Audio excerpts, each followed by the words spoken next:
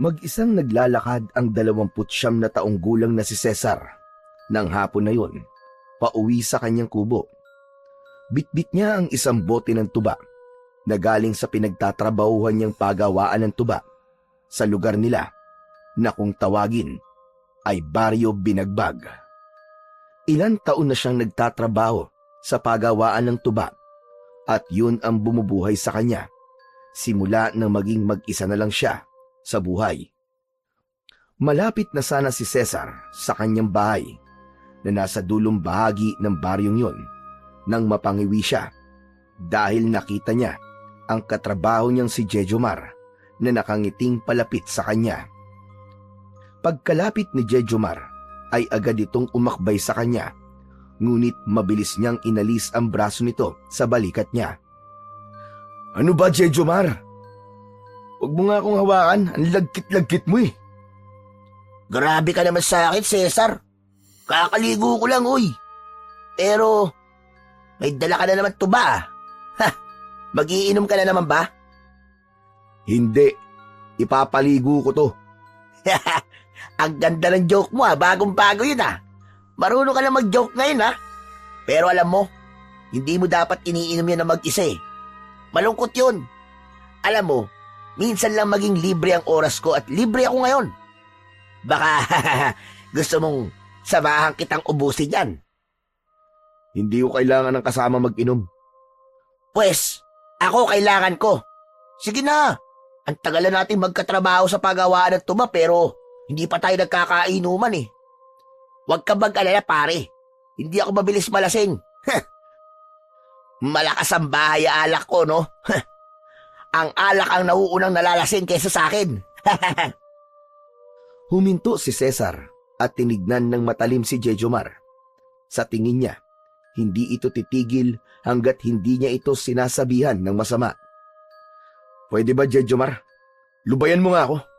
Bakit ba ang kulit mo palagi, ha? Di ka ba marunong makaramdam kapag ayaw sa'yo ng isang tao?" Oh, relax pare. Ang init naman ng ulo mo. Wala naman ako dito para makipag-away eh. Pabira ka naman, oo. Ayaw mo bang makainuman ng kaibigan mo? "Hindi kita kaibigan. Wala akong kaibigan, Jejomar." Nawala ang ngiti sa mukha ni Jejomar. Sandali itong natahimik bago bahagyang napayuko. Tila nag-aalangan ito kung dapat pa ba itong magsalita. Sa huli, nagkibit balikat na lamang ito at pilit na ibinalik ang dating sigla sa boses. Siya, sige. Hindi na kita aabalain pare.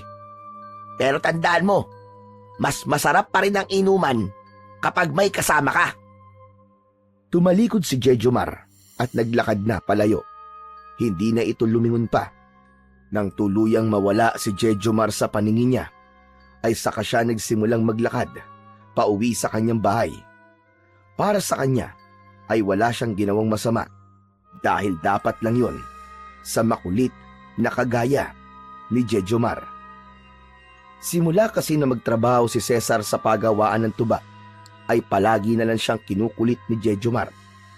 Palabiro ito talaga at masiyahin. Pero kahit maganda ang personalidad ni Jejomar, ay hindi pa rin yun naging dahilan para ituring niya itong isang kaibigan. Ngunit masyadong matyaga si Jejomar, at kahit anong taboy niya ay lumalapit pa rin ito sa kanya. Para bang hindi ito nabuubusan ng dahilan para lumapit at kausapin siya. Pero kailanman ay hindi niya ito pinansin. Sa tuwing lalapit si Jejomar ay itinataboy niya ito. Sa tuwing magpapakita ito ng kabaitan, sinasagot niya lang ito ng malamig na tingin. Ginagawa ni Cesar ang bagay na yon, hindi dahil sa inis o galit, kundi dahil sa takot. Takot na siyang maging malapit sa isang tao at muli niyang maramdaman ang sakit ng pagkawala ng taong malapit sa kanya. Halos 5 taon na ang nakakalipas mula nang patayin ng mga aswang ang buong pamilya ni Cesar. Wala siyang nagawa noon kundi tumakbo at mabuhay habang ang mga mahal niya sa buhay ay pinaslang ng mga aswang. Siya lang ang nakaligtas. Sa pag-asa namang matatakasan niya ang pait ng nakaraan, ay lumipat siya sa baryo Binagbag. Ngunit hindi niya rin pala kayang takasan ang bigat ng alaala kahit saang lugar man siya magpunta. Ang tanging sandata niya laban sa sakit ay ang alak. Ang paglalasing ang naging panandaliang lunas ni Cesar sa sugat na hindi pa rin naghihilom sa kanyang puso.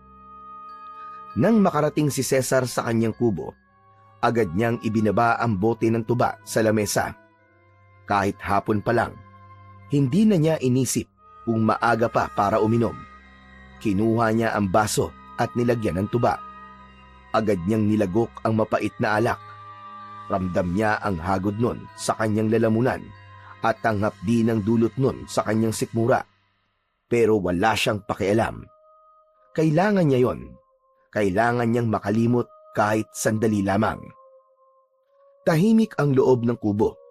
Walang ingay, kundi ang malalim na paghinga ni Cesar at ang bahagyang batingting ng bote sa tuwing nagsasalin siya ng tuba sa baso.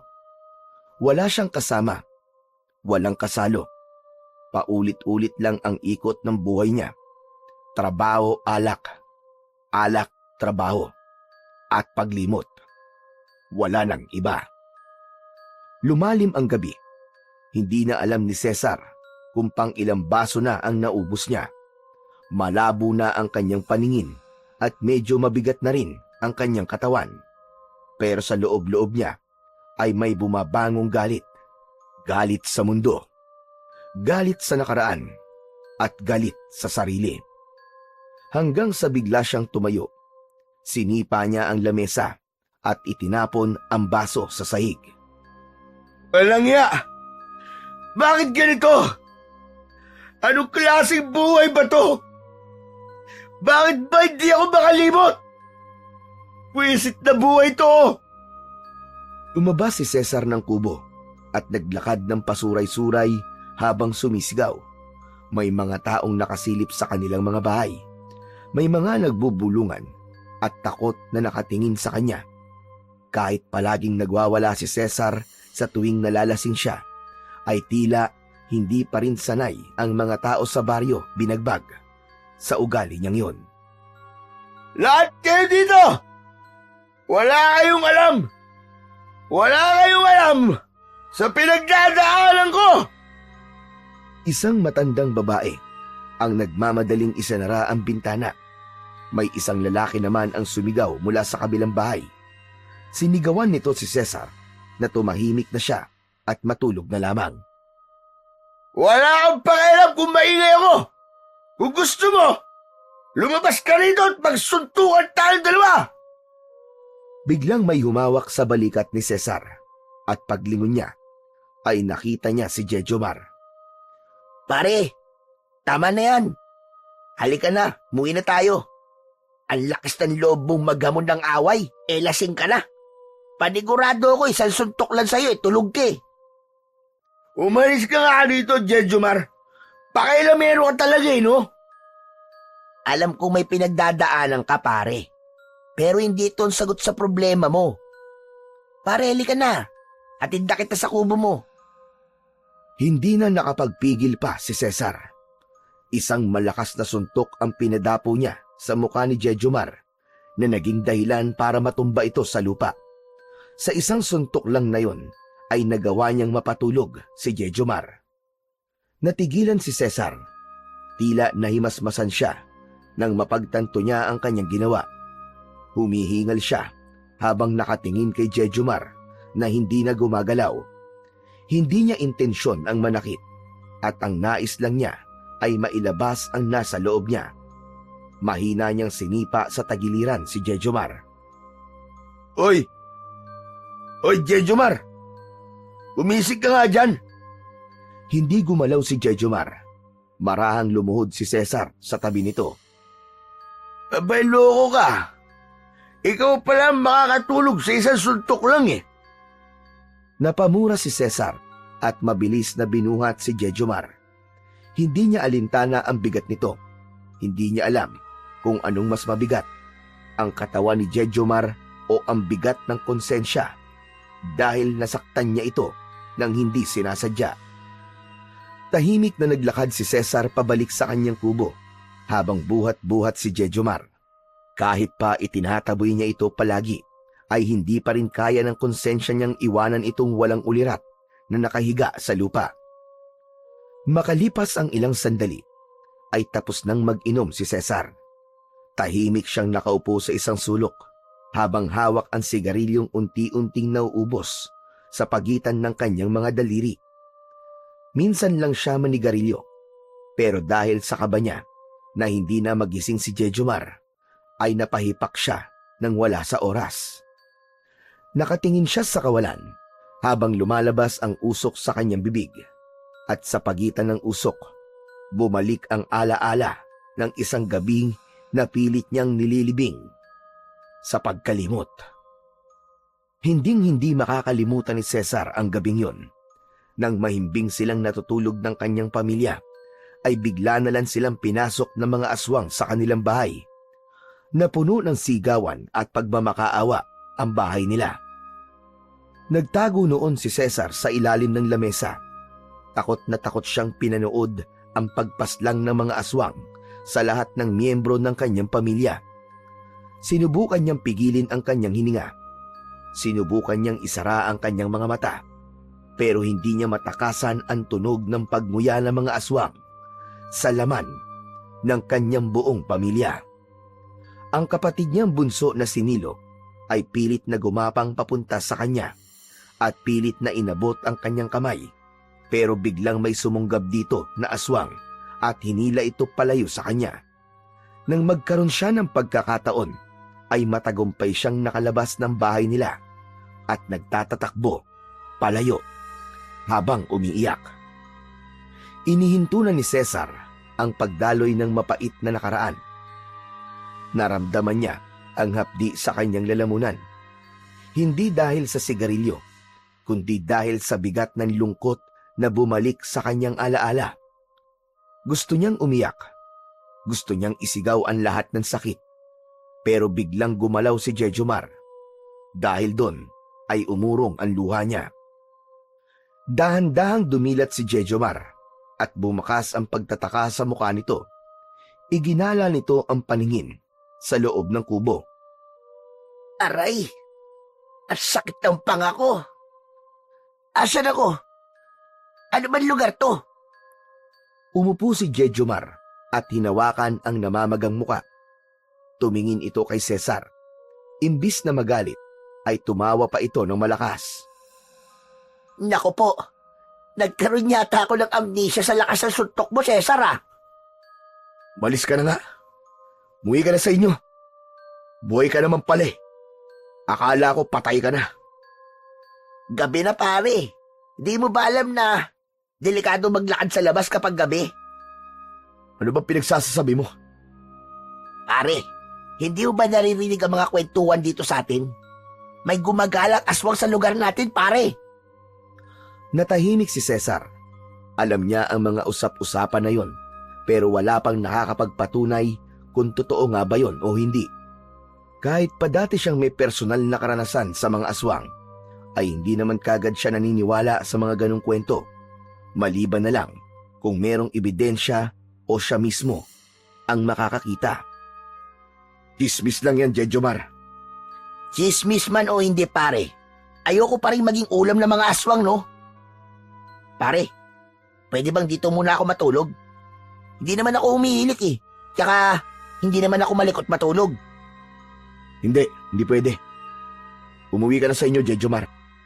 Grabe ka naman sa akin, pare. Wala ka talagang pakialam sa akin, no? Pero seryoso na, pare. Kailangan mo ng kaibigan kahit isa lang. At ako na yon, Cesar. Ako na ang nag-o-offer na maging kaibigan mo. Hindi ko kailangan ng kaibigan. Umuwi ka na. Swerte mo nga eh. Kasi ako magiging kaibigan mo eh. Kung ikaw lang din ang magiging kaibigan ko, bibili na lang ako ng aso. Wag na lang. Mas okay na ako mag-isa sa buhay ko.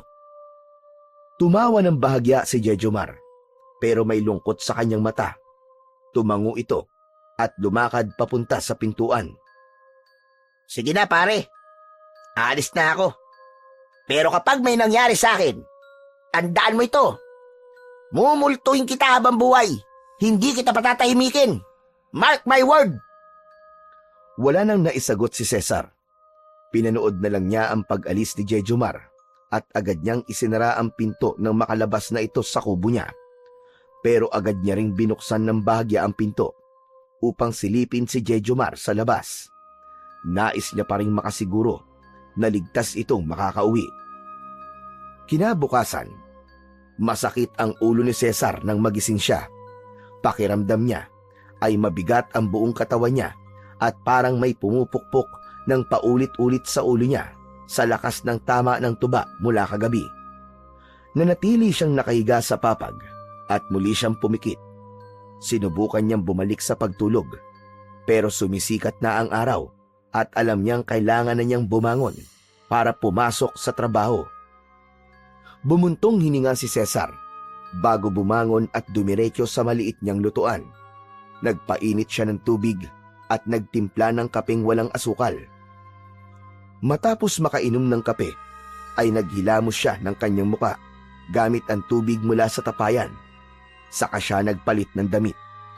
Lumabas siya ng kubo at kinandado yon at nagsimula na siyang maglakad papunta sa gawaan ng tuba kung saan siya nagtatrabaho. Habang naglalakad papunta sa pagawaan ng tuba, dama pa rin ni Cesar ang bigat ng hangover. Pumipikit-pikit siya para kahit paano ay mabawasan ang pananakit ng kanyang ulo. Hinihimas-himas niya rin ang kanyang sintido. Pagdating niya sa pagawaan, sinalubong agad siya ng matalas na tingin ni Gregorio. Ito ang may-ari ng nyugan at pagawaan ng tuba na kilala sa pagiging istrikto. Agad siyang nakatanggap ng malulutong na mura dito. Late ka na naman, Cesar ah! Anong oras na? Nasasayang ang oras ko sa'yo! Hindi siya sumagot. Diretso lang siyang pumasok at hindi pinansin ang galit ni Gregorio dahil baka bigla niya itong masagot at kung ano pa ang masabi niya. Dinaanan lang ako. Grabe talaga ang ugali mo, Cesar ah! Dadaan-daanan mo na lang ba ako dito? Hindi na pinansin ni Cesar ang sunod-sunod na pagtalak ni Gregorio.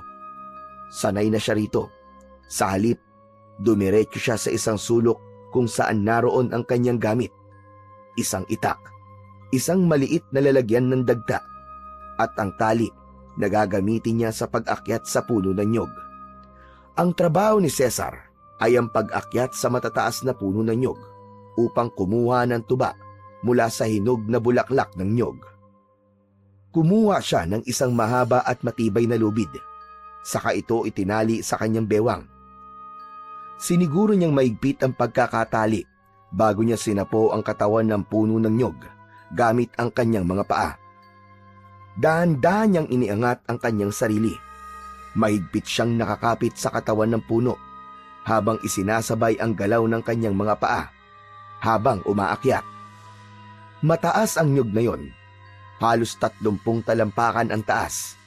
Isang pagkakamali lang at siguradong kamatayan ang sasalo kay Cesar. Pero hindi na bago kay Cesar ang trabahong yon. Sa loob ng ilang taon niyang pagtatrabaho roon, gamay na niya ang bawat galaw, bawat takbang, bawat tiyempo sa pag-akyat. Kung iisipin, eksperto na siya sa trabaho na yon. Pagdating niya sa tuktok, inabot niya ang hinog na bulaklak ng nyog kung saan nagmumula ang tuba.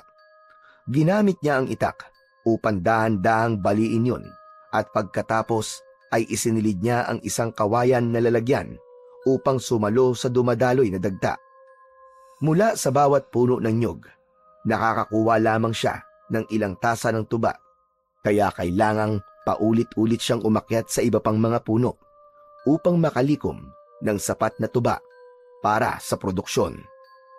Matapos makuha ni Cesar ang tuba mula sa isang puno, ay bumaba siya ng marahan gamit ang parehong lubid upang hindi masyadong mabigatan ang kanyang katawan. Pagkababa, inilagay niya ang nakuwang tuba sa isang malaking tapayan, saka muling lumipat sa panibagong puno upang ulitin ang proseso. Ganon ang paulit-ulit na trabaho ni Cesar sa buong maghapon. Aakyat, kukuha ng tuba, bababa at lilipat sa panibagong puno.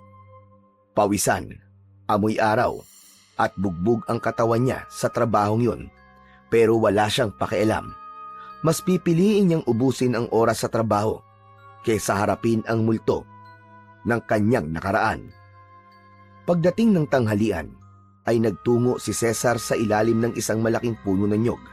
Dala ang kanyang baon na nakabalot sa dahon ng saging. Inilabas niya ang kanin at tuyong isda na may kasamang kamatis, saka sinimulang kumain ng tahimik. Sanay na siyang mag-isa. Mas gusto niyang lumayo sa ibang trabahador kaysa makihalubilo at makipag-usap sa mga yon. Habang kumakain, ay nakita ni Cesar na papalapit sa kanya si Jejomar na merong black eye mula sa suntok niya noong nakaraang gabi. Napangiwi siya dahil alam niya na simula na naman ng pangungulit ni Jejomar sa kanya. Umupo si Jejomar sa tabi niya at nagsimulang kumain. Pare, malungkot kumain mag-isa. Gusto mo ba ng ulam ko? Adobong bayawak to. Pambihira. Sa dami ng pwede mong iadobo, bayawak pa talaga. Lumayas ka nga sa tabi ko.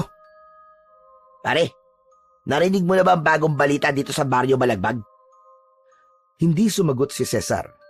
Nagpatuloy lang siya sa pagkain. Alam niyang walang kwenta na naman ang sasabihin ni Jejomar, gaya ng iba pa nitong palaging sinasabi sa kanya. Pare, may inatake raw ng aswang sa kabilang barangay kagabi. Buntis daw yung babae, pare. Ang sabi, patay yung buntis at yung sanggol na nasa sinapupunan niya. Napatigil si Cesar sa pagsubo, ngunit hindi niya ipinahalata kay Jejomar na naaapektuhan siya sa kanyang narinig. Hindi niya ito tinignan at hindi rin siya nagtanong, pero sa loob-loob niya ay may takot siyang naramdaman. Kung totoo nga ang sinasabi ni Jejomar, hindi malabong sumunod na puntiryahin ng mga aswang ang Baryo Balagbag, gaya na nangyari sa lugar na iniwan niya noon. Muli siyang sumubo ng pagkain at nagkunwaring walang pakialam. Pambihira ka, oo. Ano ka, robot? Wala ka man lang ban reaksyon? Ang tapang mo naman pala kung ganun. Parang hindi ka takot sa aswang, ah. Nanatiling tahimik si Cesar. Ayaw niyang pag-usapan ang ganung bagay dahil naaalala lang niya ang nangyari noon sa kanyang buong pamilya. Maya-maya pa, muling nagsalita si Jejomar. Tila wala itong planong huminto sa pagsasalita hanggat hindi siya nito kinakausap. Alam mo bang meron pa akong isang mainit-init na balita, pare? Hindi pa rin kumibo si Cesar.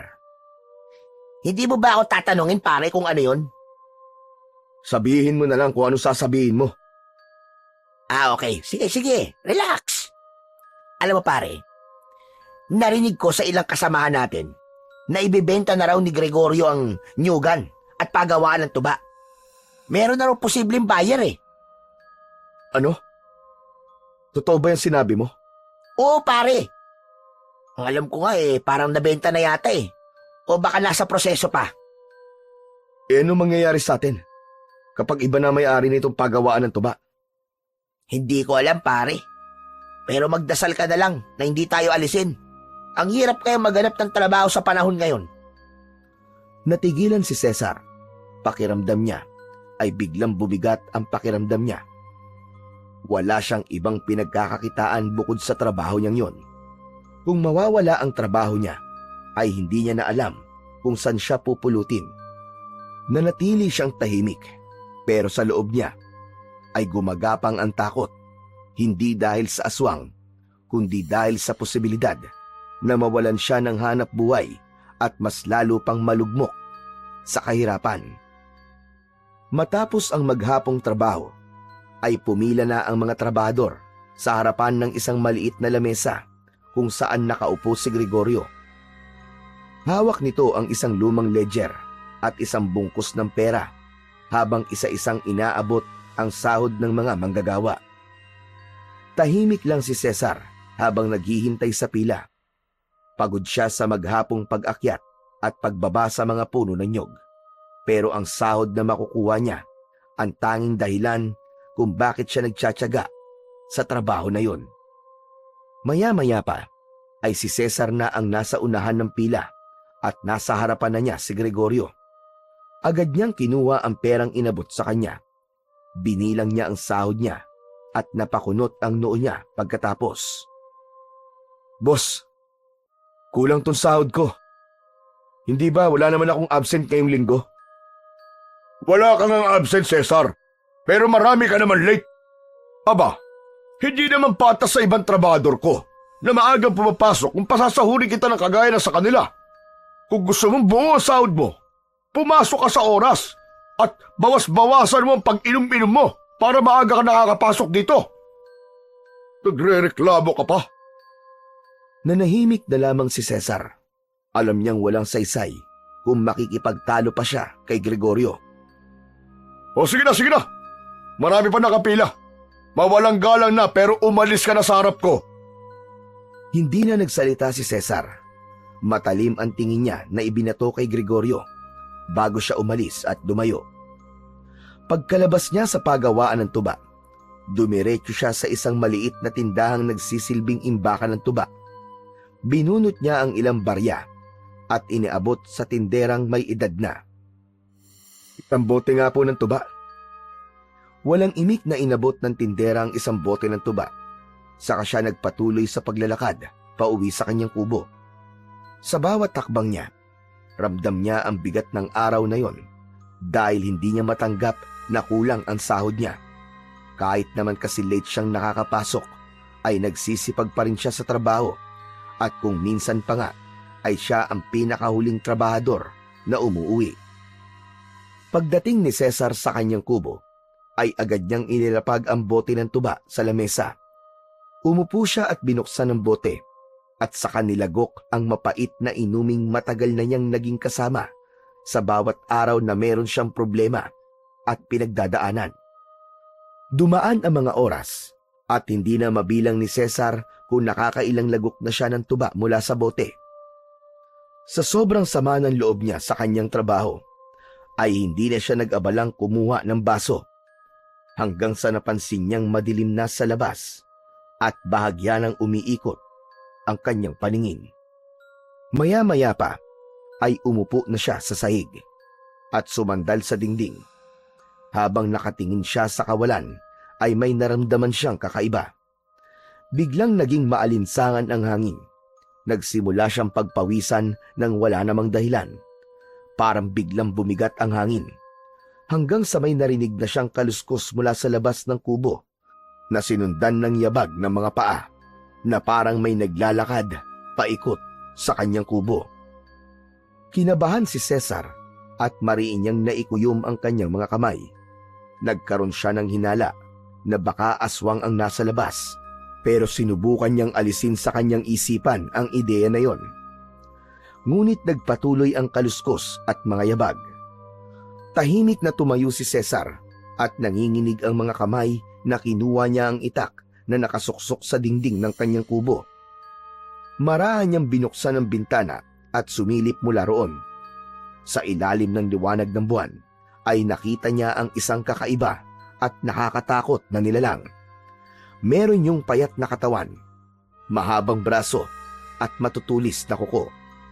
Ang mata nun ay kumikislap at meron yung matutulis na ngipin na parang salagari.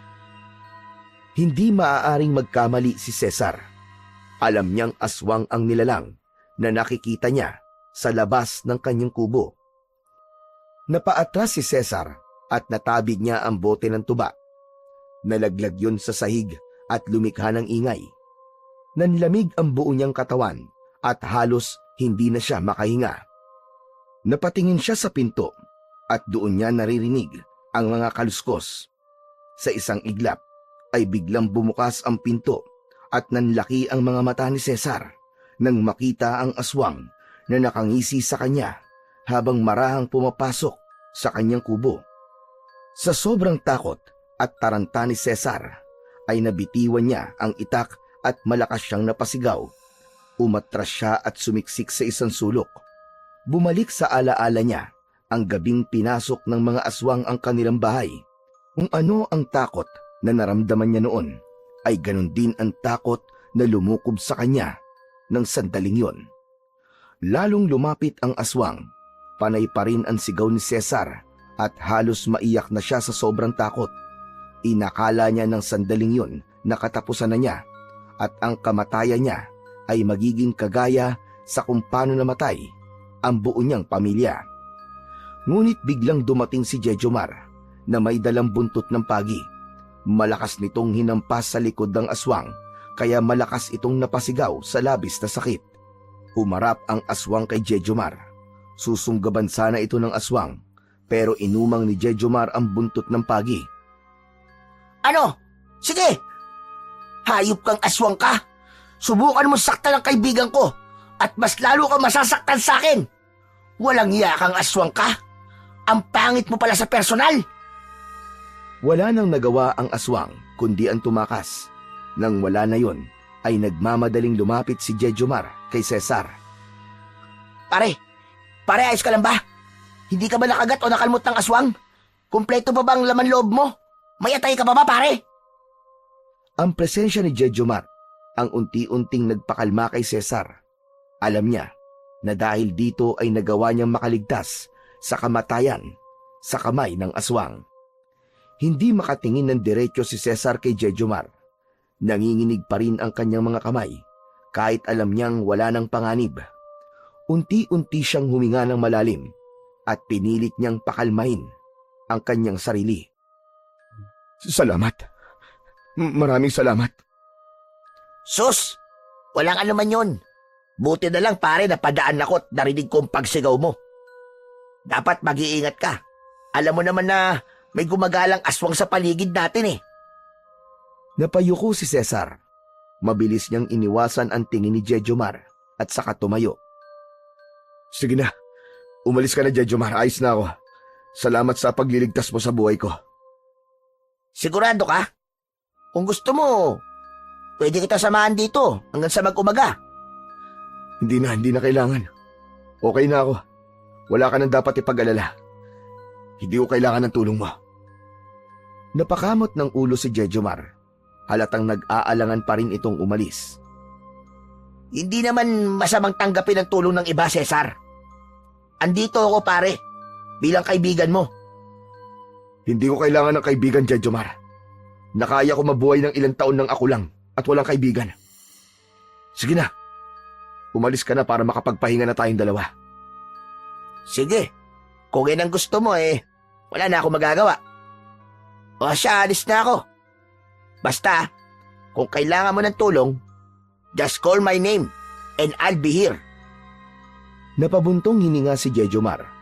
Sandali siya nitong tinignan at saka ito tumalikod. Pinanood lang niya ang marahang paglabas ni Jejomar sa kanyang kubo. Nang nasa bungad na ng pintuan si Jejomar, ay sandali itong lumingon sa kanya at ngumiti bago ito tuluyang lumabas. Nang tuluyan nang makalabas si Jejomar, ay isinarado na ni Cesar ang pinto. Napasandal na lang siya sa pinto habang hindi pa rin siya makapaniwala na buhay pa rin siya hanggang sa sandaling yon. Kinabukasan ay maagang nagising si Cesar. Sandali siyang napatingin sa paligid ng kanyang kubo. Pakiramdam niya ay panaginip lang na buhay pa rin siya ng sandaling yon.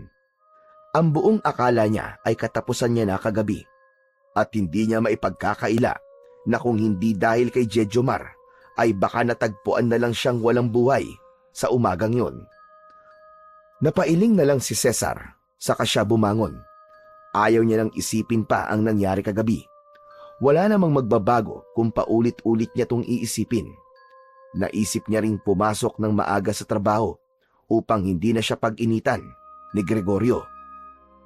Matapos makapaghanda para sa kanyang trabaho, lumabas na si Cesar ng kubo at naglakad papunta sa pagawaan ng tuba. Habang naglalakad, napansin niyang mas tahimik kesa dati ang paligid. Walang gaanong tao sa daan at tila mas malamig ang simoy ng hangin. Sa hindi kalayuan, may isang matandang lalaki na nakita niyang papalapit sa kanya. Kilala niya ang matandang lalaki. Yun ay si Mang Igme, ang albularyo ng kanilang baryo. Paglapit ng matanda, ay agad siyang kinumusta nito. Cesar, ayos ka lang ba? Bakit niyo naman po naitanong yan, Mang Igme? Nasabi kasi sa akin ni Jejomar ang nangyari sa iyo kagabi. Aba, muntik ka na raw atakihin ng aswang. Napakadaldal talaga ng taong yun. Pati ba naman yun kailangan pang ikwento sa inyo? Hindi mo siya masisisi. Abe, nag-aalala lang sa iyo yung tao. At dapat lang na magpasalamat ka at may kaibigan kang kagaya ni Jejomar. Napakaswerte mo dahil dumating siya kagad bago ko pa malapa ng aswang. Abay kung hindi, baka laman na ng umpukan ng kwento ang tungkol sa lalaking lasinggero na pinatay ng aswang. Hindi umimik si Cesar. Ayaw man niyang aminin. Alam niyang may punto si Mang Igme. Kaya nga ito, may ibibigay ako sa iyo. May hinugot si Mang Igme mula sa bulsa ng suot nitong lumang kamiseta. Mula roon ay may inilabas itong maliit na bote na may laman na kung ano-anong ugat at maliliit na bato. Ano po yan, Mang Igme? Gamot? Hindi ko kailangan ng ganyan dahil wala naman akong sakit eh. Hindi ito gamot. Isa itong agimat, Cesar. Proteksyon laban sa mga aswang. Si Jejomar mismo nakiusap sa akin na bigyan ka nito dahil nakita niya na hindi mo kayang ipagtanggol ang sarili mo laban sa mga aswang. Huwag na, Mang Igme. Di naman po ako naniniwala sa mga ganyan-ganyan eh. Cesar, wala namang masama kung maniniwala ka sa kakayahan ng mga agimat ko. At sinisiguro ko sa iyo na wala ng aswang ang makakalapit pa sa iyo sa tuwing dala mo ang agimat na yan. Salamat na lang po, Mang Igme. Pero ibigay niyo na lang po yan sa mga naniniwala sa ganyang bagay. Sige po, mauuna na ako at papasok pa po ako sa trabaho eh. Hindi na hinintay pa ni Cesar na makapagsalita si Mang Igme at iniwan niya na ito. At nagpatuloy na siya sa paglalakad. Narinig pa niya ang matanda na bumuntong hininga sa likuran niya. Pero hindi na siya lumingon. Para sa kanya, wala siyang pakialam sa mga agimat, sa mga pamahiin, at lalong-lalo na sa tulong ng iba. Naniniwala pa rin siya na kaya niya ang lahat dahil maraming taon na siyang nabubuhay nang siya lang mag-isa at hindi umaasa sa iba.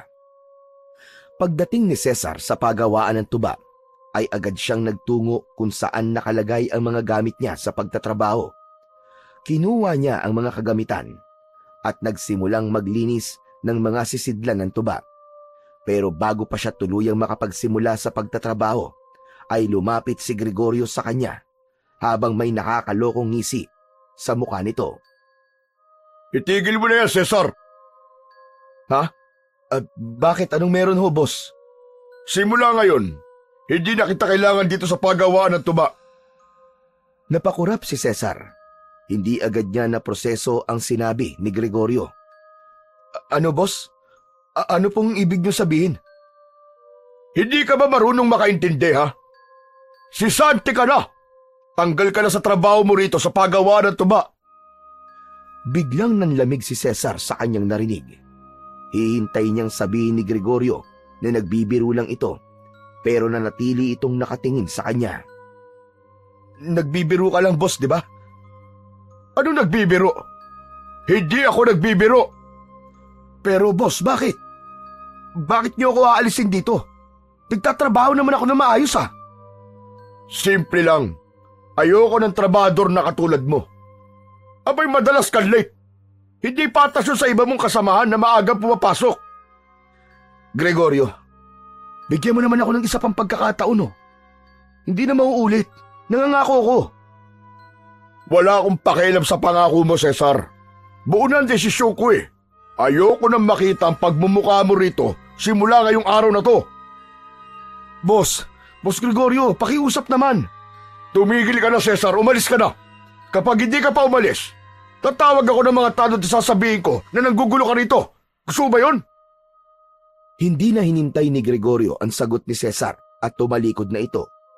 Iniwan siyang nakatayo habang nakatulala at hindi makapaniwala na wala na siyang trabaho. Ilang minutong nakatayo si Cesar sa kung saan siya iniwan ni Gregorio.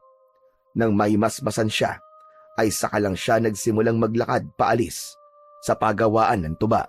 Sa pagkakakilala niya kay Gregorio, ay alam niyang hindi na magbabago ang desisyon nito kahit anong pagmamakaawa ang gawin niya.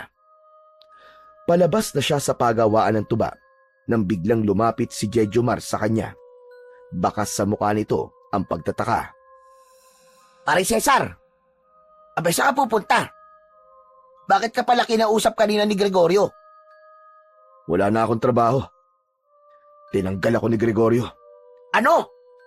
At bakit ka naman niya tinanggal dito? Madalas daw akong late eh. Ayos lang. Maghahanap na lang ako ng ibang trabaho. Teka, baka gusto mong kausapin ko muna si Gregorio. Papakiusapan ko siya na huwag kanyang tanggalin. Mahirap makahanap ng trabaho ngayon, pare. Bakit? Sa tingin mo ba, hindi ko ginawa yon? Nakiusap ako sa kanya pero wala siyang awa. Nagpaliwanag na ako pero wala siyang pakialam. Ayaw niya akong pakinggan. Pero baka... Tigilan mo na nga yan, Jejomar. Baka madamay ka pa eh. Baka pati ikaw ay mawalan din ng trabaho kagaya ko. Paano ka, pare? Wala ka ng pakialam doon. Buhay ko to. Hindi mo ako responsibilidad. Matapos yung sabihin ni Cesar, ay nagpatuloy na siya sa paglalakad, palayo sa lugar na yon. Nilisan niya ang pagawaan ng tuba, na dala ang bigat ng pagkakatanggal niya sa trabaho. Sa kanyang pananaw, ay hindi makatarungan ang ginawang yun sa kanya ni Gregorio. Masama ang loob na naglakad si Cesar pauwi sa kanyang kubo. Ang totoo ay hindi niya alam kung ano ang gagawin niya at kung paano pa siya mabubuhay. Wala siyang ipon at wala siyang ibang alam na trabaho. Ang pagawaan ng tuba ang tanging bumubuhay sa kanya. Tapos nawala pa yon sa isang iglap. Nang makarating siya sa kanyang kubo, ay padabog niyang binuksan ang pinto at maras niyang isa na rayon. Umupo siya sa isang sulok at sumagi sa isip niya ang muka ni Gregorio. Hayop ka, Gregorio. Wala kang awa. May araw ka rin sa akin. Naikuyom ni Cesar ang kanyang kamao, pero alam niya sa kanyang sarili na wala na siyang magagawa kundi ang tanggapin ang pangyayaring yon. Napatingin siya sa isang sulok ng kubo kung saan nakatabi ang huling bote ng tuba. Naisip niya na kahit wala na siyang trabaho, ay meron naman siyang alak. Tumayo si Cesar at kinuha ang bote. Agad niya yung binuksan at agad na nilagok ang laman nun. Naramdaman niya ang init ng alak na dumaloy sa kanyang lalamunan. Pero hindi yun sapat para tunawin ang galit niya. Halos ilang segundo lang ang pagitan ng bawat lagok niya sa alak hanggang sa halos maubos niya na ang laman ng bote. Isinandal niya ang katawan sa dingding ng kubo habang mahigpit na hawak ang bote ng tuba. Hindi nagtagal ay nakaramdam siya ng pagkahilo hanggang sa tuluyan na siyang nakatulog nang dahil sa kalasingan. Madilim na nang magising si Cesar. Nang tingnan niya ang bote na hawak niya, ay napaungot siya dahil wala nang laman yon.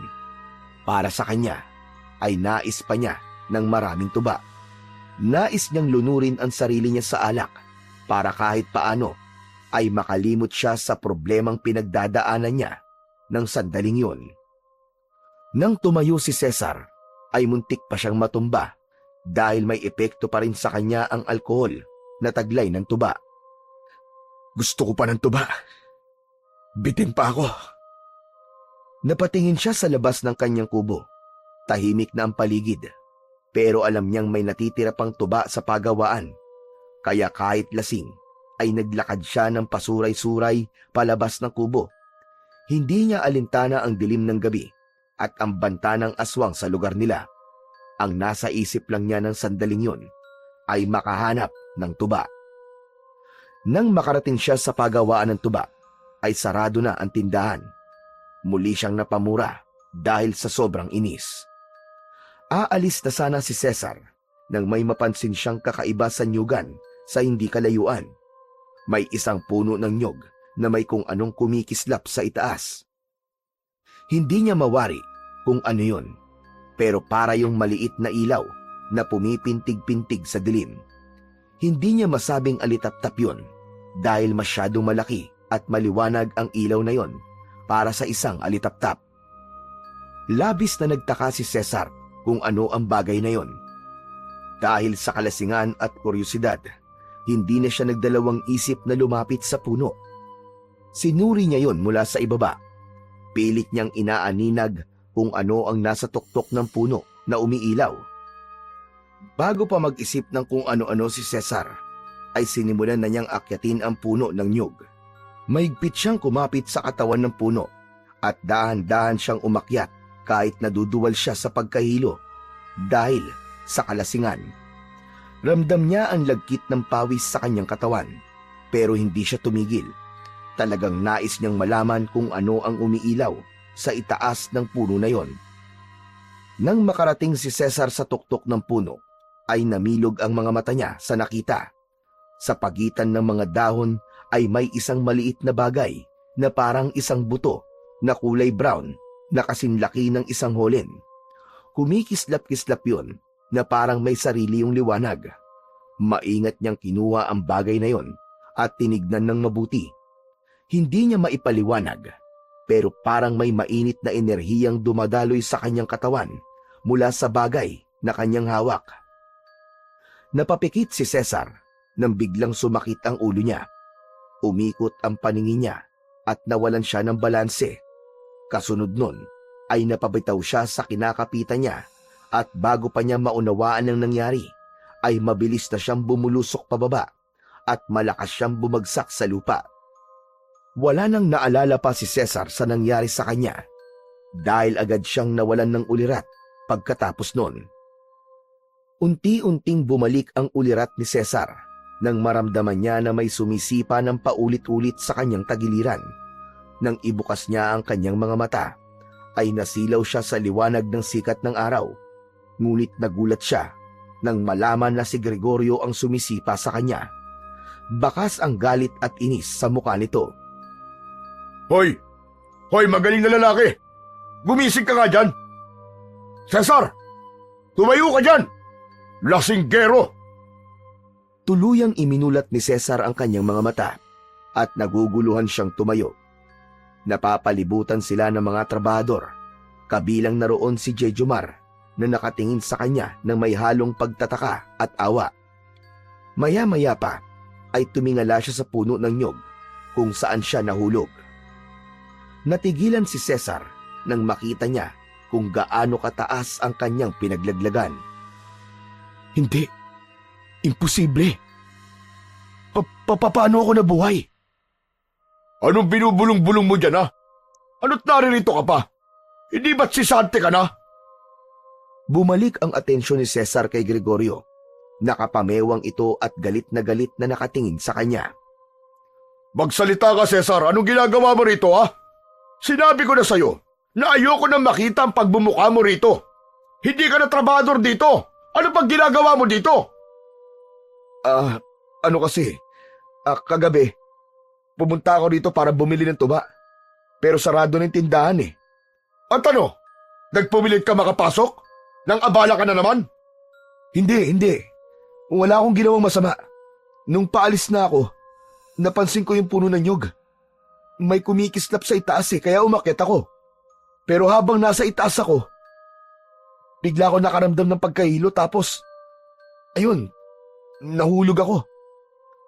Sumabog ang malakas na halakhak ni Gregorio, dahilan para mapayuko si Cesar sa hiya. Maging ang ibang trabahador ay pinagtawanan si Cesar, maliban kay Jejomar. Ano ka mo? Nahulog ka? Kung nahulog ka sa punong yan, dapat bali-bali na mga buto mo o baka patay ka na ngayon. Ikaw talaga. Wala kang ibang ginawa kundi uminom at magpakalasing. Malamang, nalasing mo na naman ang sarili mo kagabi at natulog ka rito. Sumang-ayon ang ilan sa mga trabahador. May ilan pang napailing at halatang hindi kumbinsido sa kwento ni Cesar. Oo, lasing ako kagabi. Pero hindi sobrang lasing. Tsaka totoo ang sinasabi ko. Alam ko na totoo nangyari. Tama na nga ang kalokohan mo, Cesar. Ayoko nang makita ang pagbumuka mo rito. Lumayas ka na! Inaabala mo kaming lahat. Istorbo ka, lasinggero! Malakas siyang itinulak ni Gregorio, dahilan para mapaatras siya. Wala siyang nagawa kundi umiling at maglakad palayo. Habang naglalakad palayo, ay ramdam ni Cesar ang pagtatakang bumabagabag sa kanyang isipan.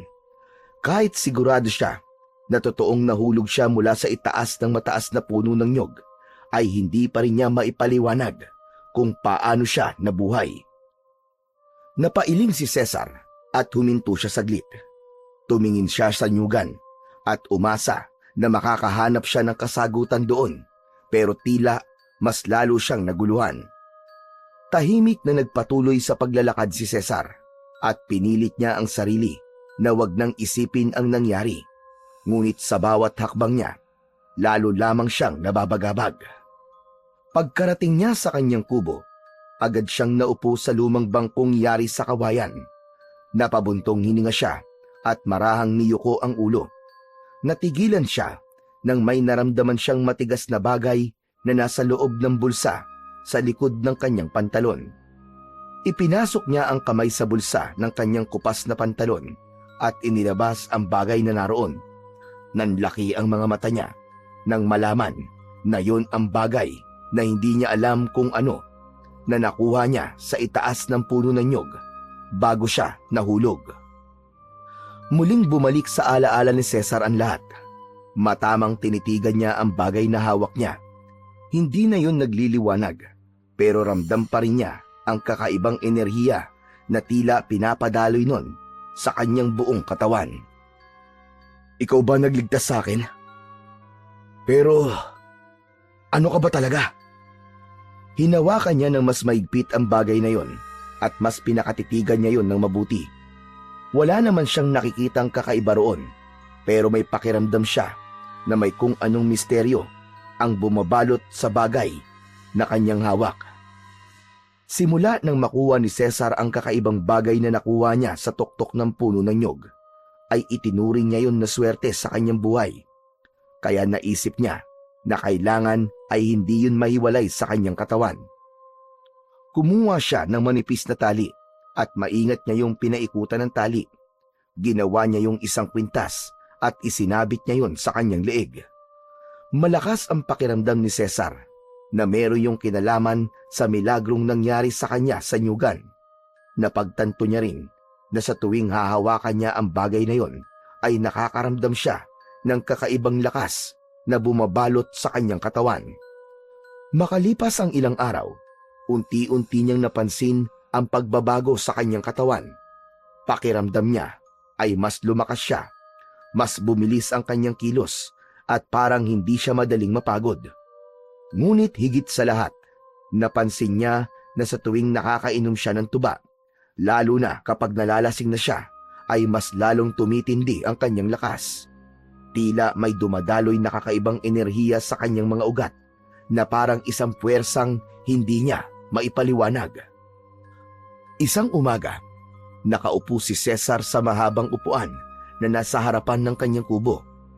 Imbis na isang tasa ng kape, ay isang baso ng tuba ang kanyang hawak.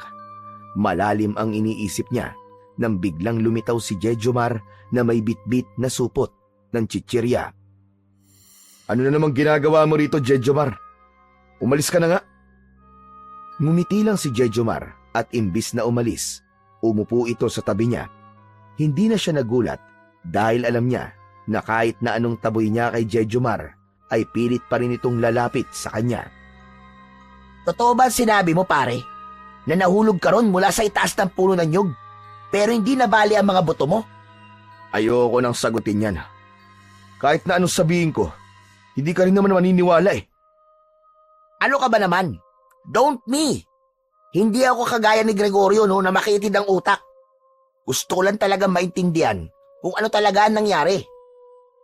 Tumingin si Cesar kay Jejomar. Sa totoo lang, kailangan niyang may mapagsabihan ng lahat ng gumugulo sa isip niya. Matapos ang isang malalim na buntong hininga, Sinimulan niyang ikwento ang lahat kay Jejomar. Mula sa pag-akyat niya sa puno, sa kakaibang bagay na nakuha niya, hanggang sa nahulog na siya at nagising nang walang kahit na anong pinsala. Baka naman sinalo ka ng guardian angel mo, pare.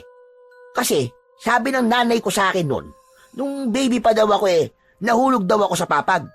Tumama pa nga raw ng malakas yung ulo ko sa saig pero hindi daw ako nasaktan. Tumawa pa nga raw ako Sabi ng nanay ko, sinalo daw ako ng guardian angel ko. Talaga? Kaya pala ganyan ka, kasi nabagok ka nung bata ka pa. Ano? Ano sabi mo? Wala. Saka, anong guardian angel ang sinasabi mo? Di ako naniniwala sa guardian angel, no? Kung totoo mga yon, nasan sila nang paslangin ng mga aswang ang buong pamilya ko? Ano? Seryoso ka, pare? Pinatay ng mga aswang ang buong pamilya mo? Wala ka ng pamilya? Ayoko nang pag-usapan ng bagay na yan. Napayuko si Jejomar. Ilang sandali itong natahimik bago muling nagsalita. Parehas pala tayo. Wala na rin akong pamilya Namatay sila nang masunog ang bahay namin. Nasa trabaho ako nun kaya nakaligtas ako. Pero minsan, pare, iniisip ko, sana hindi na lang ako pumasok sa trabaho ng araw na yon. Sana kasama ko na silang namatay. Hindi alam ni Cesar kung anong dapat niyang sabihin. Hindi siya mahilig sa mga madramang usapan, pero ramdam niya ang bigat ng dinadala ni Jejomar. Parehas pala silang wala ng pamilya at parehas na nawala ang buong pamilya nang dahil sa isang trahedya. Hindi na lang nagsalita si Cesar. Alam niyang hindi rin naman kailangan ng sagot ni Jejomar. Minsan, sapat nang may nakikinig sa mga ganong uri ng saloobin. Tumayo si Jejomar at tumikhim. O sige, pare. Alis na ako. Huwag ka mag-alala. Kasi kahit hindi ka panipaniwala ang kwento mo, ay naniniwala pa rin ako sa'yo. Natigilan si Jejomar nang mapansin nito ang kwintas ni Cesar. Aba? Ayos Kakaiba yung kwintas mo Saan mo nakuha yan? Ito? Ito yung bagay na nakuha ko sa itaas ng puno ng nyug. Baka swerte kaya ginawa kong kwintas. Saglit lang yung tinitiga ni Jejomar, pero hindi na ito nagtanong pa. Tumango lang ito sa kanya at saka nagpatuloy na sa pag-alis. Tahimik na sinundan ng tingin ni Cesar si Jejomar sa kamarahan niyang hinawakan ang kwintas na nakasabit sa leeg niya. Lumipas ang ilang araw at medyo nabahala na si Cesar dahil paubos na ang huling sinahod niya noon kay Gregorio. Sinubukan niyang maghanap ng trabaho sa bayan, ngunit hindi siya pinalad. Hanggang isang umaga, ginising si Cesar ng malalakas na katok sa pinto ng kanyang kubo. Naiirita siyang bumangon at nang buksan niya ang pinto ay napasimangot siya nang makita si Jejomar. Napakamot na lang siya sa likod ng kanyang ulo. Pambira! Grabe ka naman, Jejomar! Ang aga mong mang-istorbo! Cesar, may kailangan kang malaman. Ano na naman problema mo? Siguraduhin mong importante ang sasabihin mo dahil kung hindi, makakatikim ka na naman ng suntok sa akin. Importante to. Kailangan mong malaman. Patay na si Gregorio, Cesar. Natigilan si Cesar sa kanyang narinig. Tinignan niyang mabuti si Jejomar at pinakiramdaman niya kung nagbibiro ba ito o hindi. Pero seryoso ang mukha nito. Ano? Anong pinagsasasabi mo? Paanong namatay si Gregorio masamang damo yun Totoo, Cesar. Nasa nyugan pa yung bangkay. Tara, puntahan natin para maniwala ka. Nag-alangan si Cesar, pero sa bandang huli ay sumama rin siya kay Jejomar. Pagdating nila sa nyugan ay maraming tao na ang naroon. May mga pulis na rin na abala sa pag-iimbestiga. Habang naglalakad sila patungo sa katawan ni Gregorio, ay tinanong niya si Jejomar. Ano ba talaga nangyari? Ewan, pero sabi nila, Grabe raw yung itsura ni Gregorio. Ang dami nga nasuka nang makita yung bangkay eh. Sumiksik sila sa kumpulan ng mga tao. Nang tuluyan ng lumantad sa paningin ni Cesar ang bangkay ni Gregorio, ay biglang nanlambot ang kanyang tuhod. Si Gregorio ay nakahandusay sa gitna ng nyugan. Puno ng kalmot at kagat ang katawan nito at nakabukas ang tiyan nito habang nakakalat ang lamang loob. Halos mapuno ng dugo ang damuhan sa paligid ng kinaroroonan ng bangkay ni Gregorio. Biglang umikot ang sikmura ni Cesar. Hindi niya kinaya ang eksena.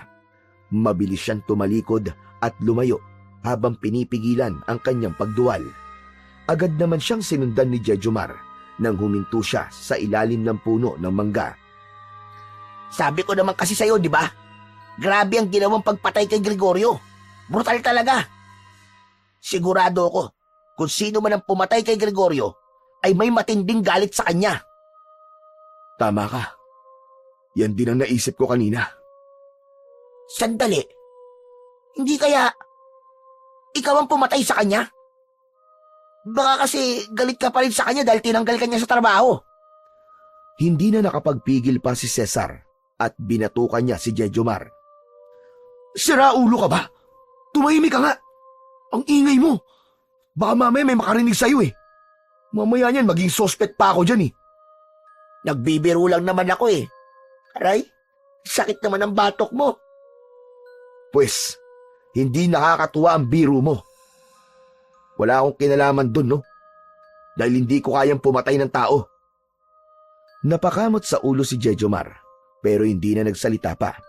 Mabilis na naglakad palayo si Cesar, pero nakasunod pa rin sa kanya si Jejomar at hindi siya nito nilubayan. Habang naglalakad sina Cesar at Jejomar palayo sa nyugan, hindi pa rin maalis sa isip ni Cesar ang nakita niya.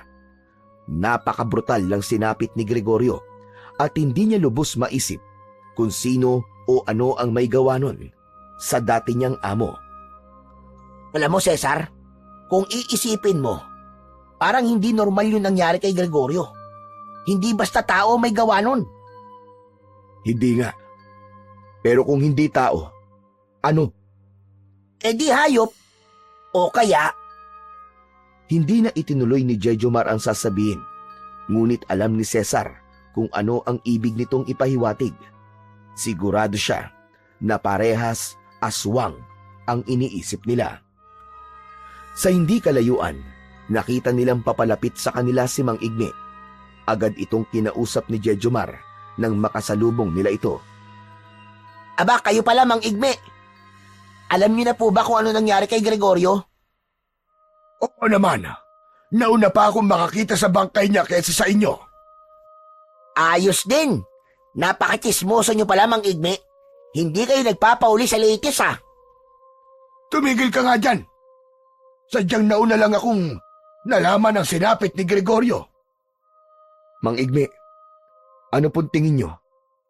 Sino kaya may gawa nun? Napailing ang matanda bago sumagot. Isang aswang ang pumatay sa kanya. Sigurado ko doon. Nakita niyo naman siguro kung paano tinadtad ng kalmot at kagat ang kanyang katawan. Tsaka yung lamang loob niya, kinain. Ganun talaga kapag aswang ang umatake. Nakakatakot naman. Kung ganon, kailangan na natin mag-ingat kasi hindi malabo may sumunod sa nangyari kay Gregorio. Matagal na akong may kutob na may aswang talaga ditong gumagala sa lugar natin. Pero ngayon lang may pinatay na tao na ganun kabrutal. Nakakakilabot talaga. Pang nag-uusap ang dalawa, napansin ni Cesar na biglang natigilan si Mang Igme. Nanlaki ang mga mata ng matanda at dahan-dahang itinuro ang suot na kwintas ni Cesar. Sandali lang. Ano yung suot mo, Cesar? Saan mo nakuha yan? Napatingin si Cesar sa kwintas. Hindi siya kagad nakasagot na para bang may pumigil sa kanya na sabihin ang totoo kay Mang Igme. Sa itaas po ng puno ng nyug niya yan nakuha, Mang Igme. Nang sandaling yon, nais batukan ni Cesar si Jejomar dahil sa pagsagot nito sa tanong na siya dapat ang sumagot. Alam mo ba, kung ano yung suot mo, Cesar? Hindi ko po alam eh. Basta nakita ko lang po ito sa taas ng puno ng nyog. Ang nakakwintas sa'yo ay ang tinatawag na mutya ng tuba. Ano po? Mutya ng tuba? Ano po yun? Tumingin si Mang Igme sa paligid na para bang tinitiyak nito na walang ibang makakarinig sa kanila. Maya-maya pa, bumaling itong muli kay Cesar at Jejomar. Hindi tayo pwede mag-usap dito tungkol sa mutya. Sumunod kayo sa kubo ko. Doon natin pag-uusapan ang mga dapat mong malaman, Cesar. Nagkatinginan sina Cesar at Jejomar. Parehas silang naguluhan sa sinabi ni Mang Igme. Ngunit sa huli ay nagdesisyon silang sumunod sa matanda sa kubo nito. Pagdating nila sa kubo ni Mang Igme, ay agad silang pinapasok ng matanda. Simple lang ang loob ng kubo. May maliit na papag sa isang sulok, ilang lumang gamit at isang kalan sa gilid. Sa gitna ay may banig na nakalatag sa saig na kawayan kung saan sila umupo. Maaari mo bang hubarin ang kwintas mo, Cesar? Gusto ko lang itong makita ng mabuti. Walang pagdadalawang isip na hinubad ni Cesar ang kwintas at inabot yon kay Mang Igme. Maingat naman na kinuha ni Mang Igme ang mutya ng tuba at sinuri ito ng mabuti. Gamit ang daliri nito ay pinasadahan nito ang mutya. Tahimik lang sina Cesar at Jejomar ng mga sandaling yon na nakatingin sa matanda habang naghihintay ng sasabihin nito. Makalipas lamang ang ilang sandali, ibinalik na ni Mang Igme ang kwintas kay Cesar at agad niya yung sinuot. Tama, hindi nga ako maaaring magkamali. Isa nga yang mutya ng tuba. Walang kaduda-duda. Ano po ba ang nagagawa ng mutya ng tuba, Mang Igme? Alam nyo, maraming naniniwala na ang ganitong klase ng mutya ay nagbibigay ng swerte sa kung sino mang magmamayari nito. Isa pa, may kakayahan din itong makapagpagaling ng karamdaman. Kung may sakit ang isang tao, ibababad lang ang mutya sa tubig, ipapainom sa kanya, at tsak ay gagaling na siya. Bukod po sa mga sinabi niyo, Mang Igme, may iba pa po bang kayang gawin ng mutya ng tuba? Maraming hindi nakakaalam ng isa pang mahalagang gamit ng mutyang yan. May ilang antingero at mga manunugis ng aswang na ginagamit ang mutya ng tuba sa pakikipaglaban sa mga aswang. Hindi lang ito basta swerte o panggamot. Nagbibigay din ito ng kakaibang lakas at bilis sa sino mang nagmamayari nito. Aba, Cesar! Ayos! Kung ganun pala kaya mo nang lumaban sa mga aswang na pumapatay ng tao rito sa lugar natin. Aba, pwede kang maging tagapagtanggol natin. Kumbagay para kang superhero. Agad na umiling si Cesar sa sinabing yon ni Jejomar. Hindi, wala akong balak gawin yan. Pero Cesar, Tumahimik ka na. Sapat na sa akin gamitin ang mutya sa swerte at sa pagpapagaling sa sarili ko kung sakaling may sakit ako. Ala ko ba, hindi ka naniniwala sa mga agimat, Cesar? Hindi ba't tinanggihan mo ang agimat na ibinigay ko sa noon? Simula po kasi nang mapunta sa akin ang mutya na to, para pong sinuwerte na ako eh. Nahulog po ako sa puno ng nyog, pero hindi man lang po ako nasaktan. Sa tuwing nalalasing naman po ako, para pong lumalakas ako. Malakas na tinapik ni Jejomar ang balikat ni Cesar na ikinagulat niya. kung ganun pala pare, mas lalo kang dapat na lumaban sa mga aswang. Jejomar, si Cesar ang nakakuha ng mutya. Siya ang masusunod kung paano niya ito gagamitin. Huwag natin siyang pangunahan at pilitin sa bagay na labag sa kanyang kalooban.